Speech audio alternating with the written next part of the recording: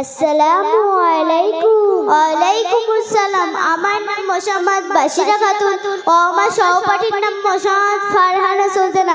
আমাদের মোকালামার মূল বিষয়বস্তু হলো কুরআন শেখার গুরুত্ব। তাহলে আমরা শুরু করি। তা কোথায় যাচ্ছ বোন?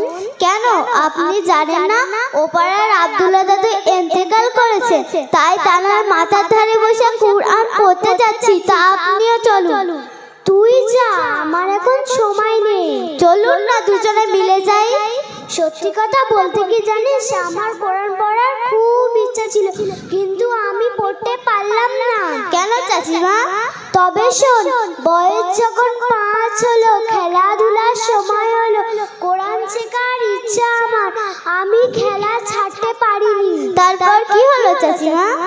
বয়স যখন 9 হলো, মাঠে পান্তা নিয়ে যাবার হুকুম এলো, কোরআন শেখার ইচ্ছা আমার, বাপ মা আমার শেখাই। তারপর কি হলো চাচিমা?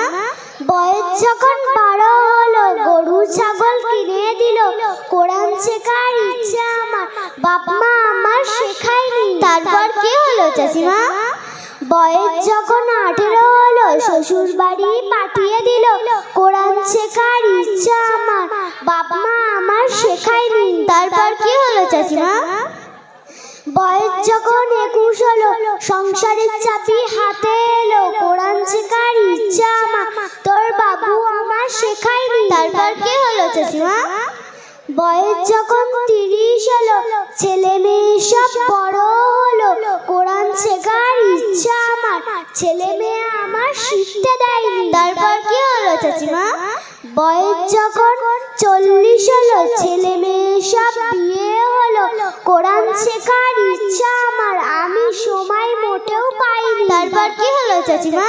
বয়স যখন 50 হলো, দাঁতগুলো সব পড়েই গেল, কোরআন শেখার ইচ্ছা আমার, আমি শিখতে পারলাম না। চাচিমা, এসব অজুহাত না দিয়ে কুরআন শেখার চেষ্টা করুন। কথাই বলে ইচ্ছা করলে উপায় হয়।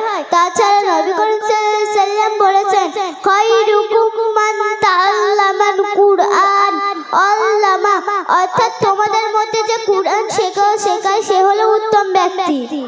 আমি কি এই বৃদ্ধ বয়সে কুরআন শিখতে পারবো? কেন পারবে না? ওপাড়ার হাজি সাহেব হজ করে এসে এই বৃদ্ধ বয়সে কুরআন শিখছে, তাহলে আপনি কেন পারবেন না? কথাই বলে লেখাপড়া কোনোদিন বুড়ো হয় না।